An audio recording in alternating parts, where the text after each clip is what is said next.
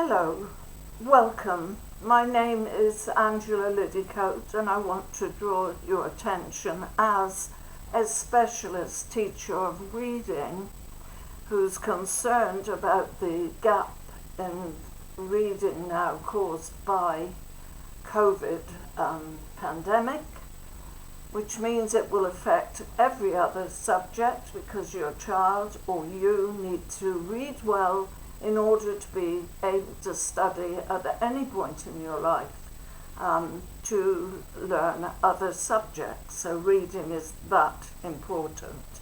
I'm going to talk this morning about mnemonics. That's the title of this little video, but I want to draw attention to the upcoming. We're in the process, a friend Richard Kingston and I, building a website called Read Easy, Spell Well. It's free. You'll be able to download what you need from it. And I have made a rather long video on YouTube about this. Read Easy, Spell Well. Not so bothered about the spelling, but definitely the reading, because that's the key to all the other learning. Even in maths you have problems with words, so you need to be able to read well. Even if you're going on to wonderful design, art courses, all those sorts of things. Often as colleges, one of the basic things they need is English language, GCSE or whatever they call it now, or whatever they're going to call it. So reading is the key. So today, though, I want to talk to you about mnemonics. Okay, now 30 years ago I wrote, let me show you a picture, I might have taught you even.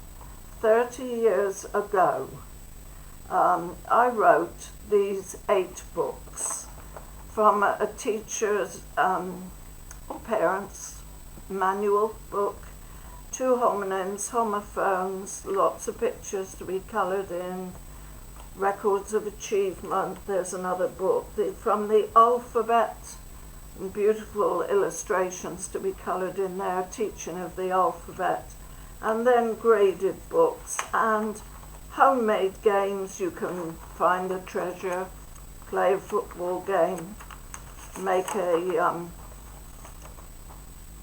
a word circle, you see, and you go around with, I've stuck it on here, but there you are. So you download that, make it, colour it in, and there you are. All those sorts of things. So the red book is the one I want to talk about today, mnemonics. Now, first of all, what is a mnemonic? A lot of you will know what a mnemonic is, but some of you won't. So I've written it here, and immediately we come into a strange spelling. I have ghosted the M, because we do not say mnemonics, but we do spell it that way. It's a silent letter. Let's cover it over, shall we? Cover it over. We read from here, mnemonics, okay? And they are memory aids, okay? Tricks, if you like. Tricks to help you remember something. Let's get I'm afraid the sunshine, because I'm making this in sunny room, is shining on it a bit. But anyway, now let's take this rainbow, the COVID rainbow of hope. And sometimes in quizzes, or you might just be going to do physics, chemistry and so on, and you might need to know the spectrum, the order of the colours of the rainbow, and they go red. Okay, watch here, red, orange, yellow, green, blue, indigo, violet. Now, some people are lucky enough to be able to remember that, okay? ROYGBIV, well, I couldn't do it. I always rely on a mnemonic to do it. And so, some clever person, probably studying history, I guess, thought about King Richard of York, and he went off to battle. Unfortunately, he lost in the end, and so he gave battle in vain.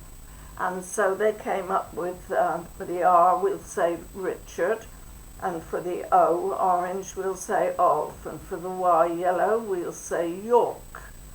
So we've got Richard of York, and then he went on, gave battle in vain. So if you write down Richard of York gave battle in vain, or just go through it in your head, you will come out with R-O-Y-G-B-I-V, and then we're back to red, orange, yellow, green, blue, indigo, violet. So most people know that one, but they might not know. They might just call it a memory trick. They might not know that it's actually called a mnemonic, okay? Now, why did I write that book? Well, I had lots and lots of children, bless them, and they had problems spelling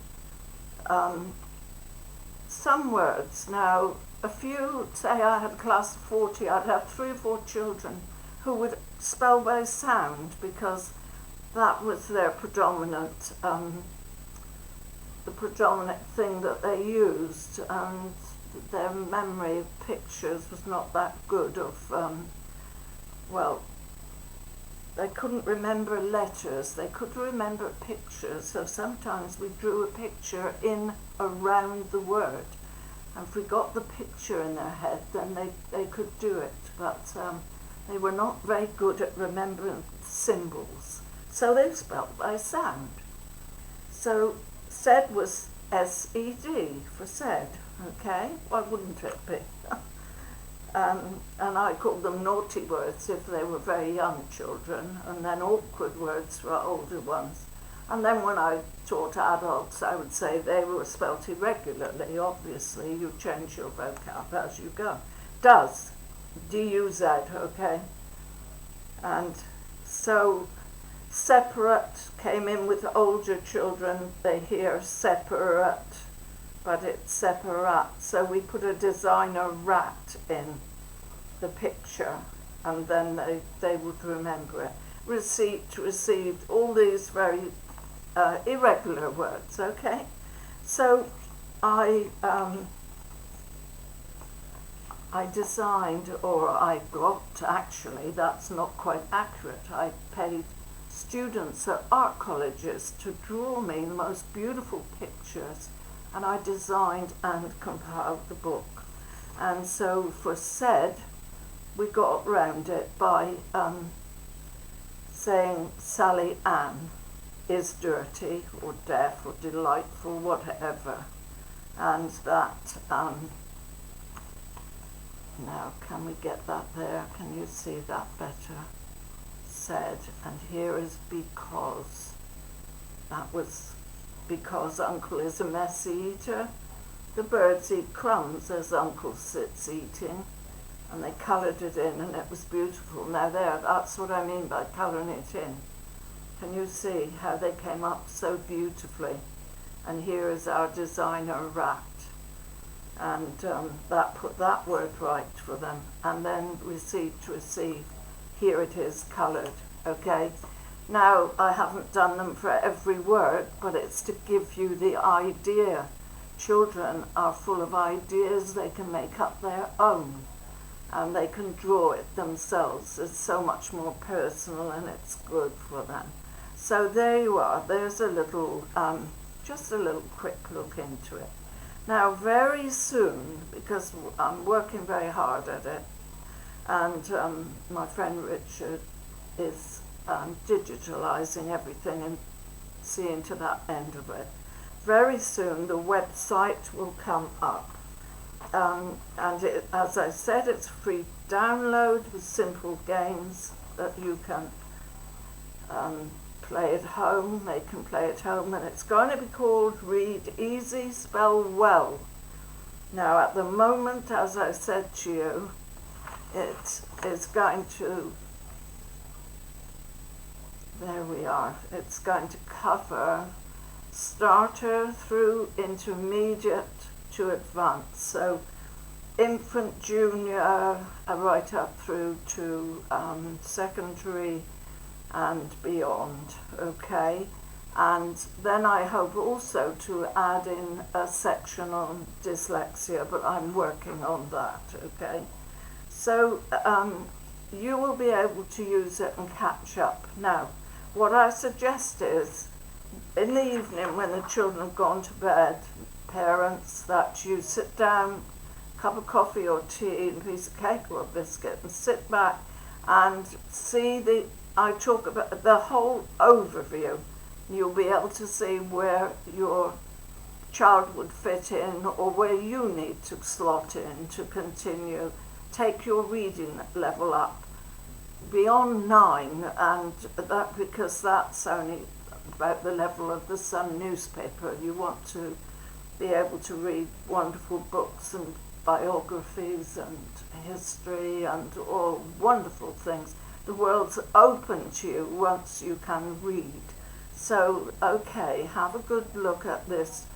Read easy, spell well. As I say, I'm not so bothered about that because we have predictive text nowadays, and if you can read well, you can pick out the right word when you see it offered to you. When there's a choice, you'll be able to pick out the right one. So, but the reading is absolutely critical, crucial, all right? So, good luck, and now you know, if you didn't know before, what a mnemonic is, spelt with an M, okay? Thank you for listening.